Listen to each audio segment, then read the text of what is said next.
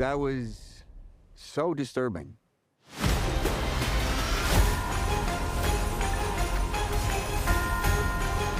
Hey everyone, Rascal here. And Mama. Welcome to our channel, Paws On Animation, and our holiday podcast. In today's podcast, we're covering the Prime exclusive movie now that really should have just stayed on Prime in the first place, Red One. Now, this bizarre example of a holiday movie stars Dwayne Johnson as one of Santa's loyal and faithful ELFs at the North Pole. Yeah, I guess so. Now, after Santa himself is being kidnapped by the Christmas witch, yes, he's forced to join forces with the con artist to rescue him. Full disclosure, we watched this last year, didn't realize we didn't cover it for you, and we're covering it this year after watching it again. But before we start, be sure to like, subscribe, and notifications with some future podcasts and we'll pause video. And thank you so much for joining us today, subscribing, sharing our videos, commenting, everything you do, specials. We appreciate you so much. Thank you. Yes. Yes, we watched it last year. We weren't sure what to make of it. And then when we realized we hadn't covered it, we watched it again. Yes. Now, Rascal says she remembered a lot. And I don't know if this is good or bad, but there was quite a bit I didn't recall. Oh. So we watched it again. Yes. And believe it or not, there were some things I did not recall in here. It's like, that happened in his movie. And originally when this came out, the trailer looked weird to some people, but others were looking forward to it because they really liked the idea behind it. They liked the star-studded cast that they had. Seemed like a fun concept. It's okay, we'll give it a shot. And it came out in the theaters. And it only stayed in a certain amount of time, and then they put it on Amazon Prime, which was actually where it was supposed to be in the first place, but Dwayne Johnson was insistent that they put it in the theaters first because it could bring in a lot of people. And it did. Technically, when we tell you a little more, it wasn't the failure that everyone claimed, but we'll get to that in a little bit. Right. So, and now it's on Amazon Prime. It came out, and then a lot of people, including us, were a little confused on what this movie was supposed to be. It was a lot of different genres and feels that it was trying to balance, and it only succeeded in some places. So we're going to tell you what we think works for the movie, what we did like, and what we thought could have been better. And one thing you already know is how enamored we were with the Santa takeoff with his reindeer in the beginning of the movie. It's absolutely one of the most perfect scenes of live-action Santa we've ever seen with the sleigh. Yes. But for those of you not familiar with Red One, it's a 2024 Christmas action comedy film directed by Jake Kasdan and written by Chris Morgan. You know some of the stars, we'll get to all of them later. And it tells a story of, as we mentioned, the elf. What is his name? Something Drift. They tried to give them some standout names. Callum Drift. I think they were referencing Fast and Furious with the name. Who does everything he can to rescue Santa. The movie, as we mentioned, was released in theaters. It had a budget of between 200 and 250 million. It earned over 185 million at the box office. So it came close to earning the budget that it had. So technically, it wasn't as big a failure as we had heard, because that's almost earning a little bit back. So it did better than expected. It has a 123-minute runtime, and we do personally think 2 hours was a little too long. It probably should have been 90 minutes. Right. And some of the scenes that were in there probably could have been left out, but we'll get to that. Produced by Metro-Goldwyn-Mayer, 7 Bucks Productions, Chris Morgan Productions, and the Detective Agency. With music by not Hugh Jackman. Right. Yes. And when you start watching, at first you're thinking that's probably going to be something a little different than usual. And we can say that the best thing is that they keep it majority clean.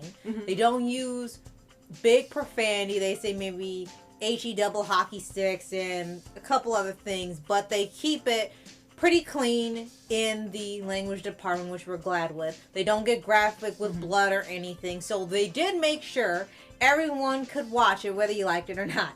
So when you get started, you're immediately met with Chris Evans' character, who I guess as he as a kid, Jack the Wolf O'Malley.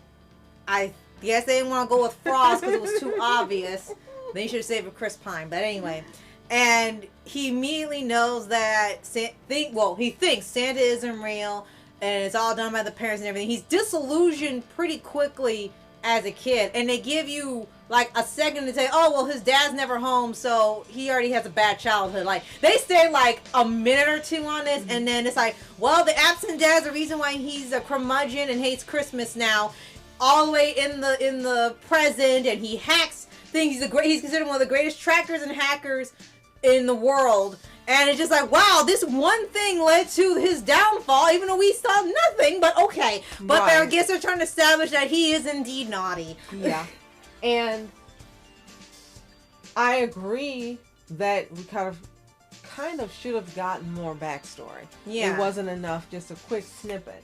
And some of the scenes that we thought were superfluous, unnecessary, probably could have been used to focus a little more on their backstory, Right. as well as showing how the relationship between he and his son got so strained. Yes. Because you're just telling us. And then you straighten it out at the end. Yeah. And it that's would have meant a lot more to the viewing audience if we had seen, even if it was like a montage of just showing how he got it to that, because it was his fault, how he got it to that extent. Right. And then at the end, when, no spoilers, it doesn't matter at this point, when he makes up with his son, it would have meant more. I mean, you were happy, but because you didn't have all that backstory and you didn't get more time spent on how they got to where they were, just telling you, it would have made it better. Yes. And then you get to Callum Drift again. Fast and Furious, basically. And they have him and Santa were at the mall. And this time it's the real Santa. Instead of a mall Santa, it's the real one actually showing up, which is actually funny. And played by J.K. Simmons. Shout out to Klaus. Yes. Which was probably one of the best things about it, which is why he got the role. Yes. And I'll say Dwayne Johnson is he's very stoic, he's very serious, he's keeping his guard up on Santa at all times, no matter where they go. He's always on the lookout for something suspicious. And you see why later.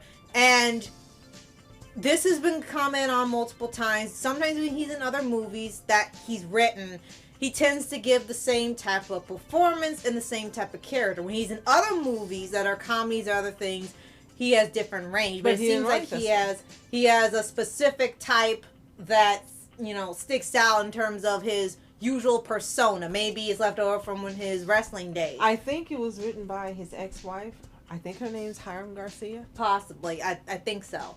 Well, he tends to have the same type when it's involved with his company. Right. And I couldn't help but feel, and we know that most of Hollywood doesn't really hire actors of shorter height anymore, unfortunately. But to me, the performance itself wasn't too bad.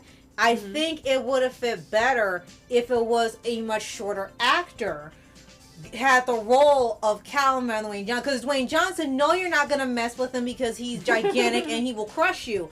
But if they had a much shorter actor saying these lines and still being a threat and people being scared, I think that would have come off way better. Or another thing we thought of is if he would shapeshift. Only in one scene did he get small to beat up guys. Yeah. And if that had been the case where he was going up and down and shapeshifting, that actually would have made it really interesting. Yeah. And something different that hadn't been done. Yeah. That he doesn't stay the same. He has the ability to alter his height to adjust to the situation. So he being shorter normally. Right. And then they made him bigger to threaten, and then they made him real little like they did to beat the crap out of people. That would have been fantastic. Yeah. And I think people would have been talking about that for weeks during the holiday. Yeah, definitely.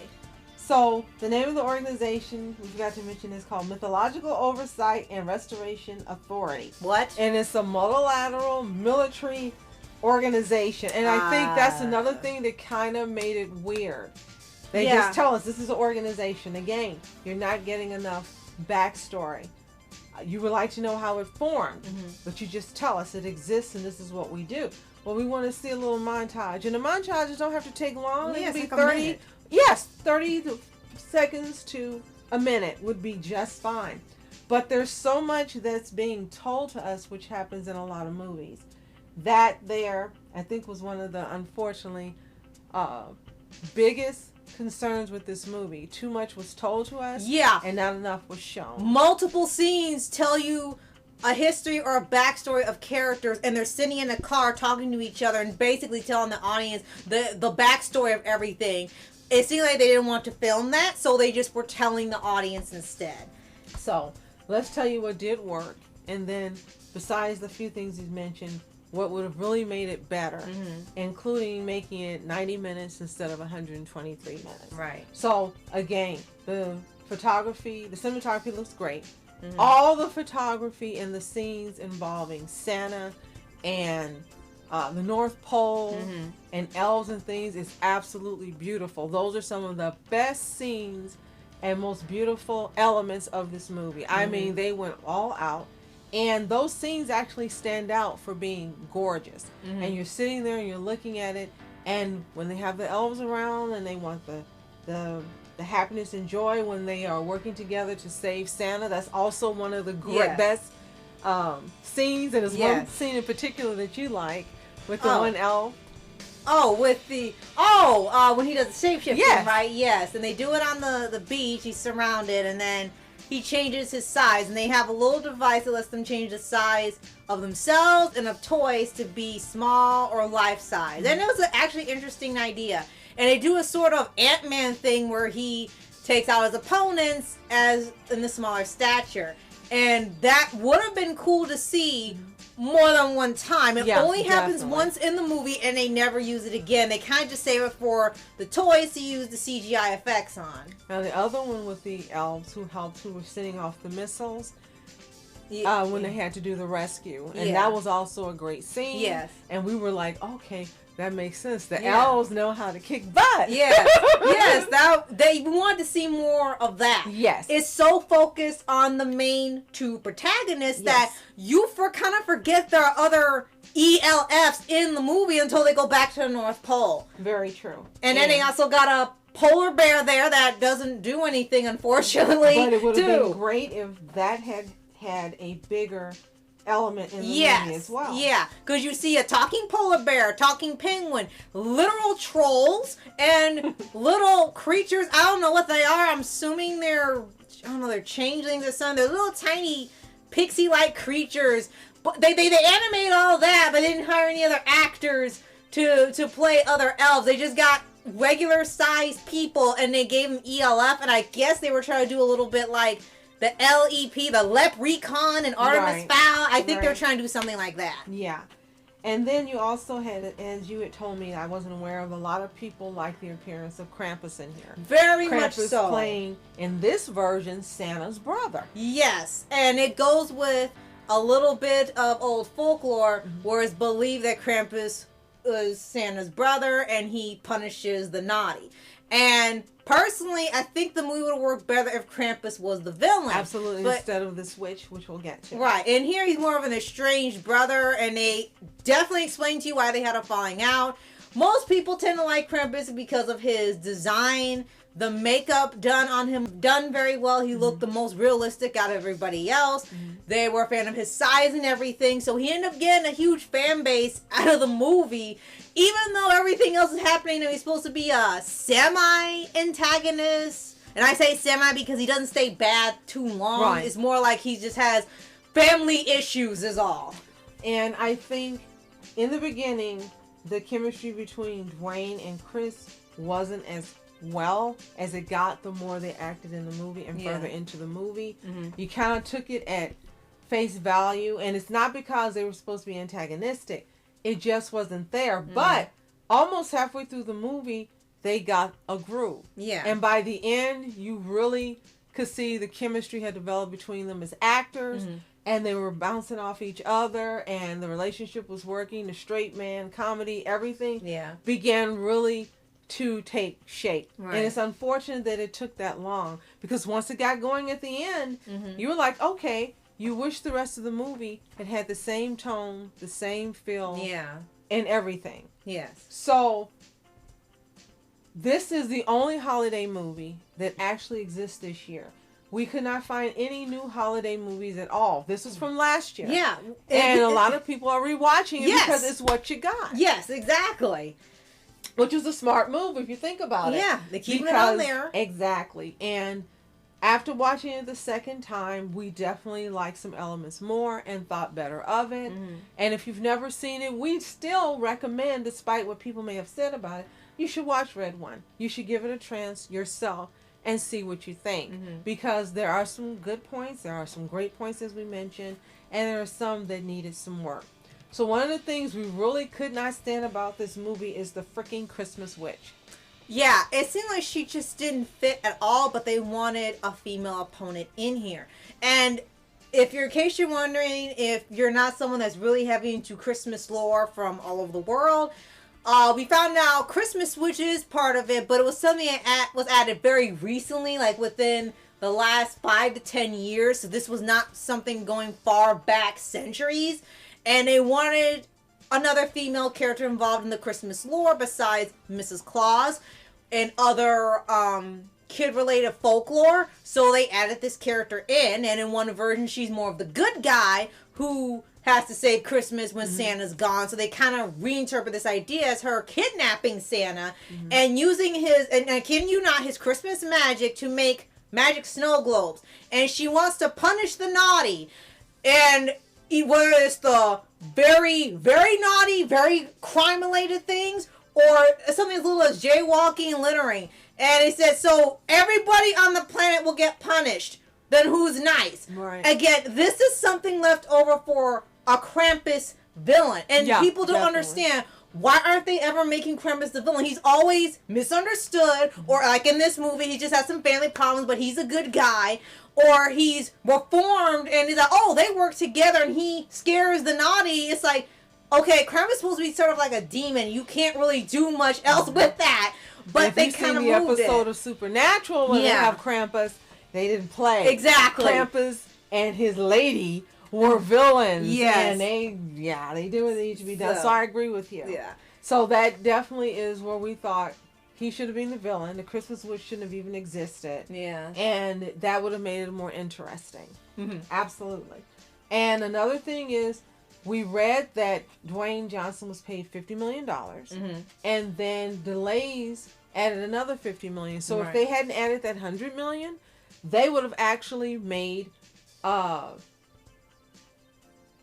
see, it was $189 million. Let's just go with the lowest. $200 million would have been 100 to 150. Mm-hmm. So they actually would have made a profit. I had to think about it. Yeah. If they had done it. Now, I understand Dwayne Johnson going to be paid for what he feels is his value and worth.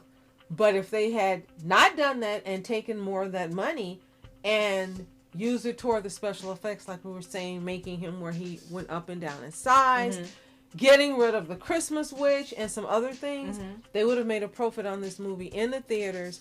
It would have been more memorable for people. And it would have been a good decision to put it in the theaters. And it would not be doing better on Prime than it did at the theaters. Right. And that's just how we see it. Yeah. Tell us what you think in the comments if you've seen it. Do you agree? Right.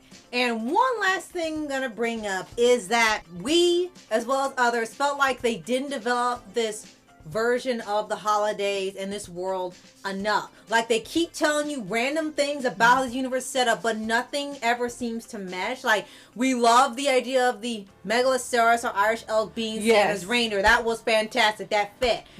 Santa's elves are all normal-sized people, actual legitimate trolls, talking animals, creatures I can't describe to you what they are, but they also tell you that the Easter Bunny exists. The Headless Horseman Sleepy Hollow exists, which is missed opportunity. Santa and Sleepy Hollow exist in the same universe, and you don't do anything cool with that. Exactly. And lastly, there's a point where they have some ninja snowmen, kid you not, coming out of an ice cream truck in the ocean, don't ask, and they have throwing stars. And their weakness to make them melt is the carrot as their nose. Pull it out and they melt. Well, I think that was a bit of radar. I guess. And I certainly didn't get it. It's supposed to be a button. Yeah, but it's a carrot. Yeah. And to me, if you're going off Christmas lore and the movies and things that you've seen, wouldn't it make more sense to make the weakness a hat and just take it off? Like, it's on them, like locked in. If you can get off them, they melt or they turn back to snow. And it's like they could have used their own lore, and by taking from holiday movies and things that you know to build up the movie and take it as an action atmosphere, it could have worked. But it seemed like there were so many times you could tell the joke idea is right there, but they veer off into, no, you need to take this seriously. Like, they didn't want it to be a joke, but they still wanted comedy, so it's like they couldn't make up their minds of which one they wanted to go with. Right. So before we get to the cast quickly, I want to say I applaud the companies that created this movie for even trying to make a holiday movie, because again, this year no one gave a crap. And last year it was one of the only one, I think, of two that was done. So I applaud them for trying to make something that was holiday centered for the winter holidays and contain all these elements that people know. Again, if they had just taken a little more time, developed some of those great ideas, got rid of that freaking Christmas witch, and shortened it to 90 minutes, they probably would have had a hit. You're right. Now, quickly, the cast, as we mentioned, Dwayne Johnson is Callum Drift, Chris Evans is Jack O'Malley, Lucy Liu is Zoe Harlow, the director of Mora, J.K. Simmons is Santa Claus, Kiernan Shipka is Grella, the Christmas Witch, Bonnie Hunt is Mrs. Claus, Ronaldo Fabrel as the voice of Agent Garcia, an anthropomorphic polar bear. Who was there for like 2 minutes altogether in this movie. Christopher Hibju as Krampus. Nick Kroll as Ted, a broker. Wesley Kimmel as Dylan, Jack's son. You had quite a few other people that were elf agents and unidentified creatures. Jeff Chase is a horned cyclops who works for Krampus. And the rest, it's not that they're unimportant, but it's a long list of people that unless you watch this movie, you really don't know who they are. Yeah. However, you can always check out the names after seeing it. So if you have seen Red One, the film, let us know in the comments. What did you think? Did you enjoy it? Did you love it? Did you think it was mad? Could you have done without it? Tell us what you think. And if you haven't seen it, it's available exclusively on Prime to watch, to stream. Come back and tell us what you think. And in case you're wondering, we would give it probably a B+. If it had done a heck of a lot better, it would have actually made it to an A-. But we'll give it a B+. And one, again, is because at least they tried to give us a holiday movie when everyone else is just saying they're not doing it anymore. Right. And if you all know, I subscribe for updates, weekly videos for anime series, anime shows, and all things animation, and holiday when we can find it. Absolutely. And thank you again so much for joining us, taking time out of your holiday activities to come and join us. We really appreciate it so much. As always, you are special. Thanks for watching Master Entertainment. And Mom Entertainment. Have a fantastic day. Peace.